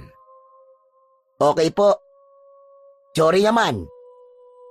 Tahimik namang napaisip si Cesar. Alam niyang totoo ang mga aswang sa kanilang lugar. Alam niyang may kakayahan ng mutya na labanan ng mga aswang, pero hindi siya sigurado kung sapat ba ang kapangyarihan nun para manalo siya laban sa mga aswang. Simula nang malaman ni Cesar ang tungkol sa mutya ng tuba at sa kaya nitong gawin, ay palagi ng laman yon ng kanyang isipan. Malakas ang pakiramdam niya na hindi aksidente ang pagkakatagpo niya sa mutya at sigurado siya na may mas malaking dahilan kung bakit yun napunta sa kanya. Sa mga sumunod na araw, nalaman niya mula kay Jejomar na may bago ng may-ari ng nyugan at pagawaan ng tuba, si Sir Sebastian. Ayon kay Jejomar, mukha naman itong mabait at tila malaki ang interes sa pagpapatuloy ng negosyo na naiwan ni Gregorio. Hanggang isang araw, dumating si Jejomar na may dalang magandang balita. Ayon dito, kinausap nito si Sir Sebastian tungkol kay Cesar at pumayag itong tanggapin siyang muli sa trabaho. Labis ang kasiyahan ni Cesar dahil sa wakas ay may pagkakataon na ulit siyang makabalik sa pagtatrabaho at kumita ng pera. Isang umaga, masayang nagising si Cesar dahil sa araw na yon ay makakabalik na siya sa pagtatrabaho. Naisip ni Cesar na may dalang swerte talaga ang mutya ng tuba, pero alam niyang hindi niya maaaring basta na lang isuot ang mutya sa kanyang liig dahil kung may ibang taong makakakita nun ay baka pag-interesan pa. Kaya sa halip na isuot at gawing kwintas ay itinago na lang niya yon sa bulsa ng kanyang pantalon. Pagdating naman ni Cesar sa pagawaan ng tuba ay agad siyang sinalubong ni Jejomar na nakangiti at tila mas masaya pa sa kanya. Buti naman at dumating ka na. Welcome back, pare! Salamat sa'yo, Jejomar ha. Kung hindi dahil sa'yo, baka hindi na ako makabalik dito. Salamat talaga. Ano ka ba? Diyos ko naman, maliit na bagay lang yun, pambihira ka. What are friends are for? Pero, bago ka magsimula sa pagtatrabaho, kakausapin ka muna ng bago nating amo, ha? Tumango si Cesar at sinundan niya si Jejomar papunta sa isang bahagi ng pagawaan kung saan abala ang mga trabahador sa paggawa ng tuba. Doon nila nakita ang isang lalaking matangkad, matipuno ang pangangatawan at mukhang sanay sa mabibigat na gawain. Ayun siya, oh. Si Sir Sebastian. Mabait yan, pare. Tara, lapit tayo. Nakita nila na tumutulong si Sir Sebastian sa mga gumagawa ng lambanog. May hawak itong isang malaking sandok na ginagamit sa paghalo ng tuba sa malalaking tapayan. Hindi alintana ng lalaki ang init ng apoy at singaw ng tuba habang nakikipag-usap sa mga manggagawa. Lumapit sina Cesar at Jejomar kay Sir Sebastian na abala pa rin sa pagtulong sa mga trabahador. Sir Sebastian, magandang umaga po sa inyo. Napangiti ang lalaki sa kanila at agad na binitiwan ang hawak nitong sandok. Sir, siya po pala si Cesar, yung nabanggit ko po sa inyo. Ibinaling ni Sir Sebastian ang tingin kay Cesar, saka ito ngumiti ng bahagya. Lumapit ito kay Cesar at inakbayan siya. Tara, mag-usap muna tayo. Sumabay si Cesar kay Sir Sebastian. Nang maglakad ito palayo sa mga trabahador, huminto sila sa ilalim ng puno ng mangga. Ikaw pala si Cesar. Opo, sir. Matagal din po ako nagtrabaho dito bago po ako natanggal. Mabuti at nandito ka na ulit. Magpasalamat ka kay Jejomar ha. Ibinida ka niya sa akin kaya napag-isipan kong pabalikin ka. At alam ko rin ang dahilan kung bakit ka natanggal noon. Hindi kagad nakaimik si Cesar at bahagya siyang nahiya sa huling sinabi ni Sir Sebastian. Hindi naman ako maigpit sa oras. Pero kung kaya mong pumasok sa tamang oras, gawin mo. Obligasyon mo yan bilang isang trabador. Sir, natuto na po ako sa nangyari noon. Mas pahalagaan ko na po ang oras ngayon dahil ayoko na pong mawalan ulit ng trabaho. Kasi sobrang hirap po talagang walang pagkakakitaan . Isa pa, alam ko rin mahilig kang uminom ng tuba. Wala namang problema kung manginginom ang trabador ko. Pero isang bagay lang ang gusto kong tandaan mo. Ayoko may iinom sa oras ng trabaho o papasok ng lasing. Unti-unti ko na nga pong binabawasan ang pag-inom-inom ko, sir. Mabuti naman kung ganon. O sige, ngayon, maaari ka na magsimula sa trabaho mo. Aasahan ko ang lahat ng sinabi mo sa akin, ha? Sige na, Cesar. Magtrabaho ka na. Salamat po, sir. Muling ngumiti si Sir Sebastian bago tumalikod at bumalik sa ginagawa nito kanina. Samantala, huminga ng malalim si Cesar bago siya lumingon kay Jejomar na tuwang-tuwa para sa kanya. Hindi nagtagal, bumalik na si Cesar sa kanyang dating gawain. Sa pagkakataon na yon, nangako si Cesar sa kanyang sarili na pagbubutihin na niya ang pagtatrabaho para hindi na maulit ang nangyari noon na tinanggal siya sa trabaho. Matapos ang maghapong trabaho sa pagawaan ng tuba, dumiretso si Cesar sa tindahan upang bumili ng isang bote ng tuba. Habang naglalakad pa uwi, napansin niya si Jejomar na naglalakad sa unahan niya. Nakayuko ito habang naglalakad. Tila malalim ang iniisip. Naisip ni Cesar na ayain itong uminom, kaya binilisan niya ang paglalakad upang maabutan niya ito. Jejomar! Hoy! Jejomar, sandali lang! Napalingon si Jejomar sa kanya.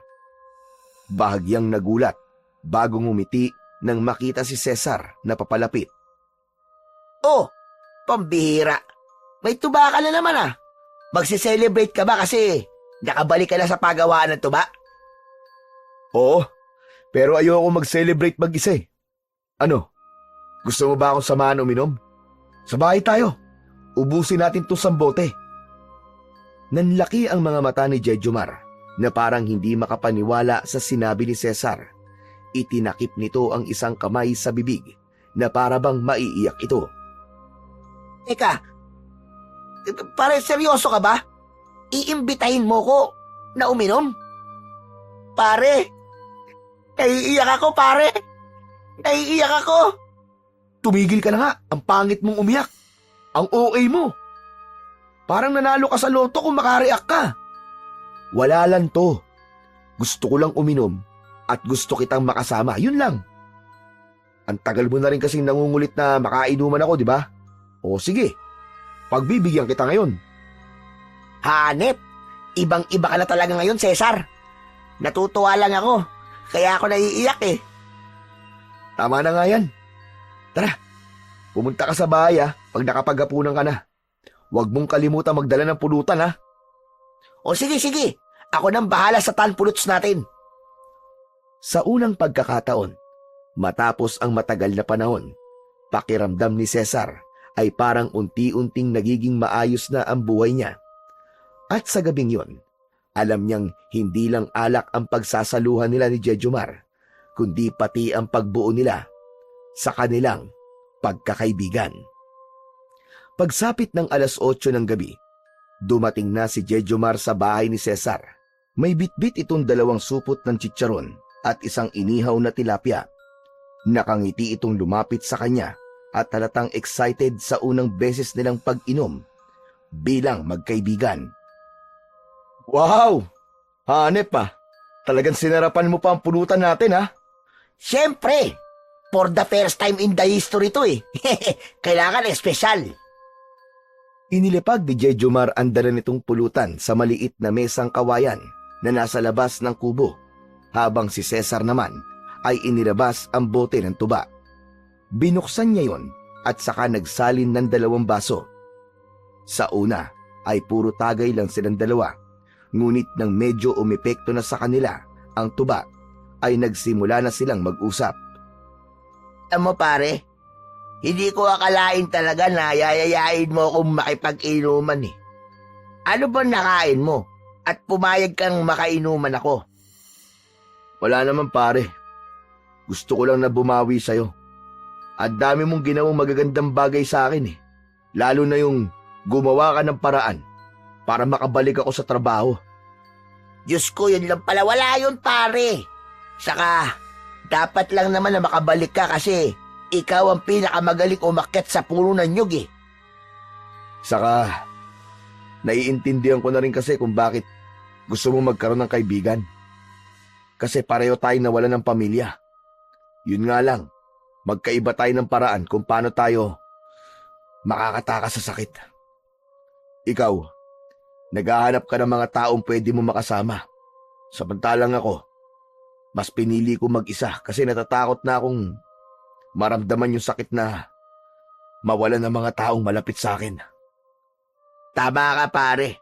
Hindi ko kasi kaya mag-isa eh. Sobrang nalulungkot ako kasi nasanay ako. Nakasama ko palagi ang pamilya ko eh. Basta pare simula ngayon, magkaibigan na tayo. Oo naman. Bigla na lang suminghot si Jejomar at sa isang iglap ay umatungal ito ng iyak. Agad na dumampot ng isang piraso ng chicharon si Cesar at isinaksak yun sa bibig ni Jejomar. Ang OA mo talaga! Alam mo, yung pagiging OA mo siguro magiging dahilan kung bakit matatapos kagad ang pagkakaibigan natin. Ang pangit mo pang umiyak. Grabe naman siya sa akin, oh. Ngayon lang ako naging emosyonal sa harap mo, Kaya nga, wag mo nang uulitin. Ang pangit mo kapag umiiyak ka eh. Mapagkakamalang ka pang aswang eh. Grabe talaga siya, oh. Pareho silang tumawa habang ipinagpapatuloy nila ang kanilang inuman. Sa gabing yun, sa unang pagkakataon, matapos ang matagal na panahon, ay naramdaman ni Cesar na hindi na siya nag-iisa. At yun ay dahil sa bago niyang kaibigan na si Jejomar. Mabigat ang ulo ni Cesar nang magising siya ng sumunod na umaga. Pakiramdam niya ay parang may lumulutang na ulap sa loob ng kanyang ulo. Tanda ng labis na nainom nilang tuba kagabi ni Jejomar. Napabuntong hininga siya at napatingin sa kaliwa at doon niya nakita si Jejomar na mahimbing na natutulog at humihilik pa sa tabi niya. Mabilis na bumalik sa alaala ni Cesar na may pasok pa nga pala sila ni Jejomar sa trabaho ng araw na yon. Para siyang binuhusan ng malamig na tubig at agad niyang niyugyug ng malakas si Jejomar. Hoy! Jejomar, gising! Gising! May trabaho pa tayo! Napabalikwas ng bangon si Jejomar. Natulala muna ito ng ilang segundo bago bumangon. Patay! Anong oras na? Hindi ko alam, pero siguradong dapat nandun na tayo sa oras na to. Sandali lang, maliligo lang ako. Ano ka ba? Huwag ka na maligo. Tara na't baka malate tayo eh. Hindi na nila nagawang mag-ayos ng sarili at tumakbo na sila papunta sa pagawaan ng tuba. Sa kabutihang palad, nang dumating sila roon, ay halos kauumpisa pa lang ng mga nagtatrabaho. Agad na sumalang si Cesar sa trabaho. Mabilis niyang kinuha ang kanyang gamit at nagsimulang umakyat sa mga puno ng nyog para kumuha ng tuba. Sanay na talaga siya sa pag-akyat. Kaya naman, kahit na mabigat pa ang pakiramdam ng katawan niya mula sa pag-inom ng tuba kagabi, ay nagagawa niya pa ring umakyat nang walang problema. Habang nasa itaas siya ng puno, ay napansin niya na nasa ibaba na si Sir Sebastian at may kausap ito na isang trabahador. Tila seryoso ang usapan ng dalawa, ngunit hindi niya yun ganong binigyan ng pansin. Para sa kanya ay mas mahalaga na matapos niya ang kanyang trabaho. Ngunit habang pababa si Cesar sa puno, ay isang hindi inaasahang bagay ang nangyari. Naramdaman niyang may bumagsak mula sa kanyang bulsa. Tumingin siya sa ibaba at nanlaki ang kanyang mga mata nang makita niyang ang mutya ng tuba ang nahulog. Diretso yung bumagsak sa mismong paanan ni Sir Sebastian. Napansin ni Sir Sebastian na may nahulog mula sa itaas, kaya napayuko ito. Yumuko ito at dinampot ang mutya ng tuba. Mabilis na bumaba si Cesar mula sa puno ng nyog. Nakatutok ang kanyang paningin kay Sir Sebastian na hawak na ang mutya ng tuba at tinitignan nito yon ng maigi. Nang makababa na siya, ay tumayo siya sa harapan ng kanyang amo at nag-aalinlangan siyang nagsalita. Sir, akin po ang kwintas na yan eh. Nahulog lang po habang nasa taas po ako. Hindi agad ibinalik ni Sir Sebastian ang mutya. Pinagmasdan nito yon ng mabuti na para bang manghang-mangha ito sa bagay na yon. Kakaiba tong kwintas mo ah. Saan mo nakuha to, Cesar? Ibinigay lang po sa akin, sir, ng isa pong kaibigan. Talaga? Mukhang hindi ito ordinaryong kwintas. Sir, baka pwede pong makuha ko na po ang kwintas ko. Saglit pang nanatiling tahimik si Sir Sebastian habang titig na titig sa mutya ng tuba bago ito ngumiti ng bahagya. Pasensya ka na. Nagandaan lang talaga ako sa kwintas mo. Eto na. Iniabot nito ang mutya kay Cesar. Agad niya yung kinuha at ibinulsa. Matapos magpasalamat ni Cesar, ay bumalik na si Sir Sebastian sa pakikipag-usap sa trabahador. Si Cesar naman ay bumalik na rin sa pagtatrabaho, ngunit hindi niya maalis sa isip ang reaksyon ni Sir Sebastian nang makita nito ang mutya ng tuba. Tila meron itong kakaibang interes sa kanyang mutya. Matapos magtrabaho, ay magkasabay na naglakad sina Cesar at Jejomar pauwi sa kani-kanilang bahay. Tahimik lang si Cesar dahil iniisip niya pa rin ang kakaibang reaksyon ni Sir Sebastian nang makita nito ang mutya ng tuba. Napansin naman ni Jejomar ang pananahimik ng kaibigan, kaya hindi nito napigilang magtanong. Pare, ba't ba ang tahimik mo ngayon? Nahulog kasi yung mutya kanina habang nasa itaas ako ng puno. Tapos, pinulot ko ni Sir Sebastian. Ha? Ano nangyari? Wala naman. Ibinilik naman niya sa akin. Pero parang, ewan ko ba? Napansin ko lang nakakaibang reaksyon niya na makita niya ang mutya ng tuba. Baka naman kasi alam niyan tungkol doon sa mutya ng tuba. Sandali, ano bang iniisip mo? May masama ka bang iniisip tungkol sa amo natin? Wala naman. Pero di ko alam kung bakit bigla akong kinabahan nang hawakan ni Sir Sebastian ang mutya. Napakamot sa ulo si Jejomar at huminga ng malalim. Alam mo, mas mabuti pang tigilan mo na ang pag-iisip ng kung ano-ano kay Sir Sebastian. Mukha namang mabait yung tao eh. Wala naman siguro siyang binabalak na masama sa mutya mo. Hindi na sumagot si Cesar. Sinikap niyang paniwalaan ang sinabi ni Jejomar, ngunit hindi pa rin niya naalis ang pagdududa na nararamdaman niya para kay Sir Sebastian. Pakiramdam niya ay meron itong tinatago na dapat niyang malaman.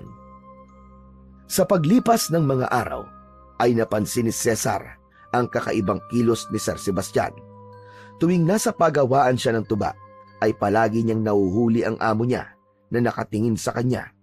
Minsan, kapag abala siya sa pag-akyat sa puno ng nyog o sa pagbuhos ng bagong kuwang tuba sa tapayan, ay madadama niya na may mga matang nakamasid sa kanya.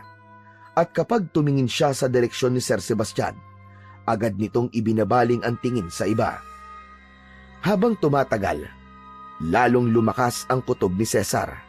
Hindi niya alam kung guni-guni ba niya yon o may dahilan talaga ang madalas na pagtitig ni Sir Sebastian sa kanya. Pakiramdam niya, hindi lang simpleng pag-oobserba ang ginagawa nito. Dahil doon, ay hindi niya maiwasang makaramdam ng kaba sa presensya ng bago nilang amo. Isang gabi, habang nasa kubo niya si Cesar, ay dumating ang kaibigan niyang si Jejomar na may dalang isang bote ng tuba at pulutan na chichirya. Inaya siya nitong mag-inom at hindi naman siya tumanggi. Ngunit sa gitna ng masayang pagkikwento ni Jejomar, ay nanatiling nakatulala sa kawalan si Cesar. Maya-maya pa, ay napahinto si Jejomar sa pagkikwento at napapalatak. Aba, parang malayo ang tingin mo pare ah. Ano ba't tumatakbo dyan sa utak mo ah? At kanina ka pang tulala. Si Sir Sebastian pare. Oh, siya na naman? Bakit ba? Hindi mo ba napapansin? Parang palagi niya akong pinagmamasdan sa pagawaan.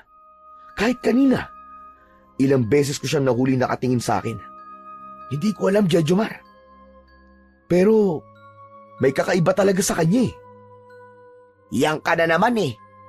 Pinag-iisipan mo na naman ang hindi magandang napakabait nating boss. Ewan ko ba? Pero hindi na naging magandang pakiramdam ko sa kanya. simula nung makita niya ang mutya ng tuba. Baka naman paranoid ka lang, Cesar. Tamang inala. Mabait si Sir Sebastian. Kung may masama siyang balak, dapat matagal niya nang ginawa yun. Napabuntong ng hininga si Cesar. Kahit anong pilit niyang iwaksi sa isip ang nararamdaman niyang kaba, hindi niya pa rin maialis ang pangamba sa kanyang dibdib. Nagpatuloy ang inuman ni na Cesar at Jejomar, ngunit sa kalagitnaan ng kanilang kwentuhan ay biglang naging maalinsangan ang hangin. May kakaibang kabang nararamdaman si Cesar at bahagyang uminit ang mutya ng tuba na nakasabit sa kanyang leeg na para bang may babalayong nais iparating sa kanya. Agad na tumayo si Cesar at lumingalinga sa paligid. Oh, ba't tumayo ka? Ano nangyari? May kakaiba ako nararamdaman. Huwag kang maingay. Parang may aswang sa paligid.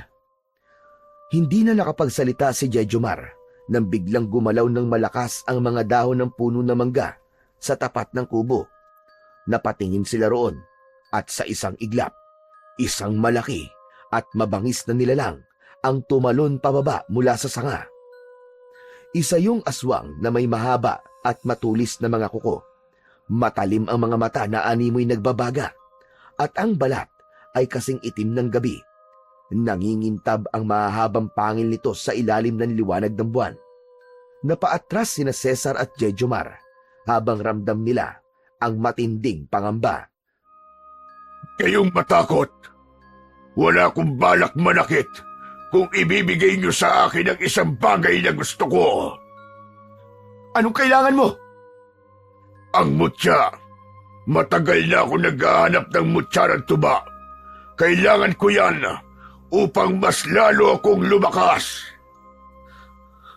Kung ganon, hindi ko to ibibigay sa'yo dahil alam kong gagamitin mo lang to sa kasamaan. Bahagyang lumaki ang mga mata ng aswang at mula sa mukha nitong may mapanuksong ngiti, unti-unti itong naging mas mabangis. Pwes, kukunin ko yan sa'yo na sapilitan.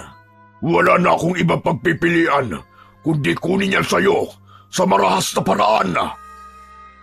Binulungan ni Cesar si Jejomar na tumabi muna ito at siya na ang bahalang humarap sa aswang na yon. Nang sandaling yon, alam niya na magagamit na niya ang isa pang kapangyarihan ng mutya ng tuba at yun ay ang lakas na ibibigay nito sa kanya sa pakikipaglaban sa aswang. Mabilis na dinampot ni Cesar ang bote ng tuba sa mesa at tinungga ang natitirang laman nun. Alam niya ang epekto ng mutya sa kanyang katawan at kapag mas lasing siya, ay mas magiging malakas siya. Ngumisi ang aswang nang makita nitong pasuray-suray na naglalakad si Cesar. Si Cesar ang unang sumugod at nagpamalas siya ng isang malakas na suntok na diretsyong tumama sa panga ng aswang. Ngunit kahit malakas ang suntok na yon, ay hindi gaanong napuruhan ng aswang.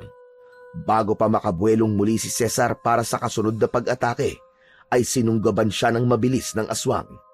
Umiwas siya, pero dahil sa epekto ng alak, hindi naging eksakto ang kanyang galaw.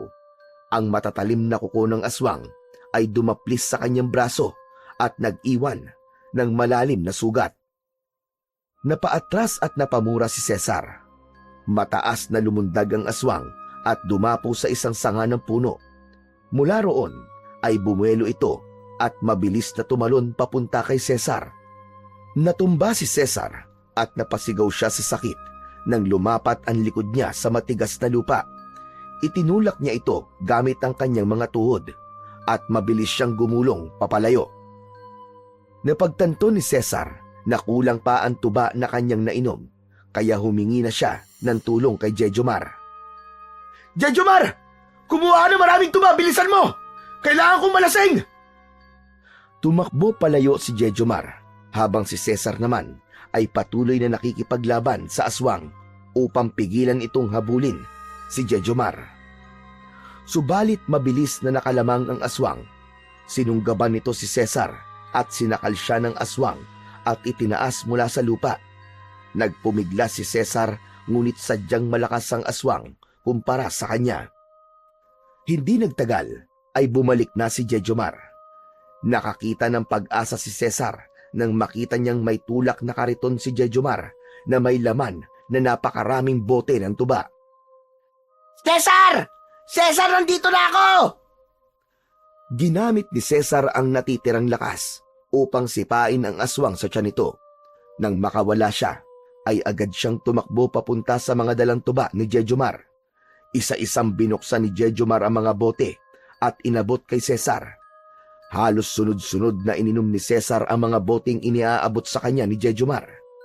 Agad niyang naramdaman ang epekto ng tuba sa kanya at bumalik ang init sa buo niyang katawan.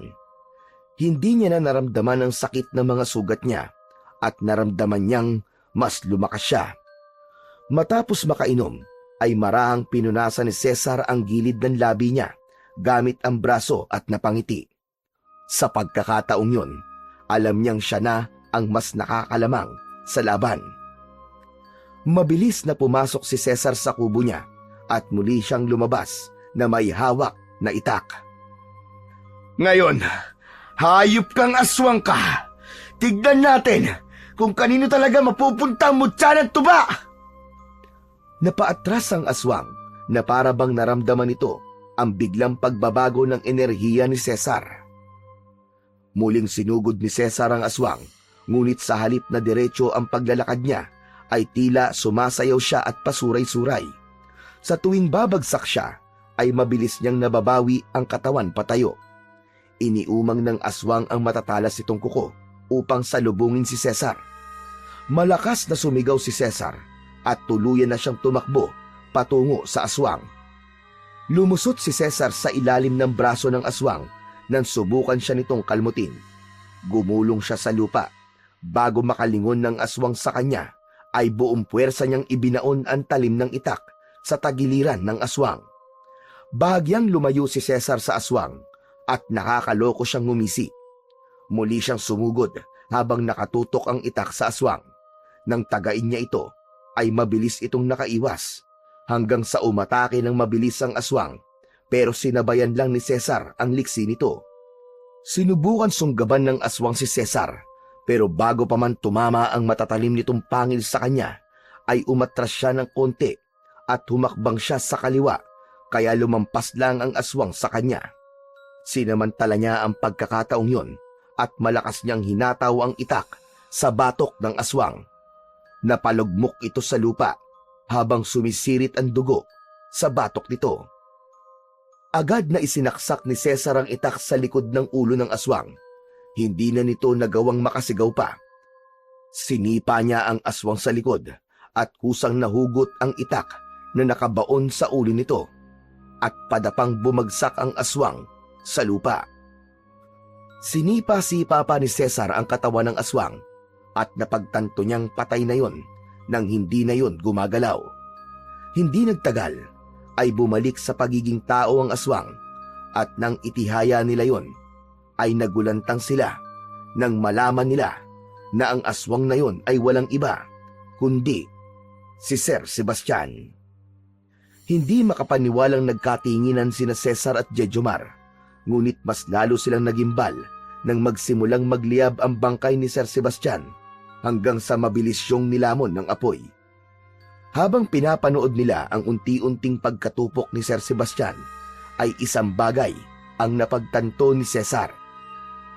Kaya pala nag-iba ang kilos niya. Simula nang malaman niyang meron na kumutya ng tuba. Dahil isa siyang aswang na naghahanap ng ganito para mas lumakas siya. Malamang, siya rin ang pumatay kay Gregorio para mapunta kagad sa kanyang nyugan para masimulan niya kagad ang paghahanap ng mutya ng tuba. Tumango si Cesar at naramdaman na niya ang labis na pagod dahil sa laban na yon. Dumagdag pa ang labis na pagkalasing niya sa dami ng tuba na kanyang nainom. Biglang lumabo ang kanyang paningin at tuluyan na siyang natumba sa lupa. Agad naman siyang dinaluhan ni Jejomar at malakas siyang tinapik nito sa pisngi. Hoy! Cesar! Gising! Cesar, patay ka na ba? Huwag ka mamamatay! Magiinuman pa tayo! Paulit-ulit siyang tinapik ni Jejomar sa muka. Ngunit hindi niya na nagawang gumising pa. Ngunit alam ni Cesar na sa paggising niya ay tapos na ang bangungot at takot ng mga tao sa kanilang baryo. Dahil sa wakas, natuldukan na nila ni Jejomar ang buhay ng aswang na si Sir Sebastian. Matapos ang matinding laban na yon, ay bumalik na sa normal ang buhay ng mga tao sa baryo. Nangako naman si Cesar kay Mang Igme na hindi siya magdadalawang isip na gamitin muli ang mutya kung muling dadating ang panganib sa kanilang lugar. Kaya naman, sumailalim siya sa isang pagsasanay ni Mang Igme upang mas magamit niya ng tama ang mutya ng tuba. Ngunit sa kabila ng lahat ng hindi magagandang pangyayari, ay isang bagay ang pinaka-pinagpapasalamat pa rin ni Cesar. At yun ay ang tunay na pagkakaibigan na natagpuan niya kay Jejomar. Hindi lang ito basta isang kaibigan na kasama sa inuman at kasiyahan, kundi isa itong tunay at tapat na kaibigan na hindi siya iniwan kahit sa pinakamapanganib na sandali ng kanyang buhay.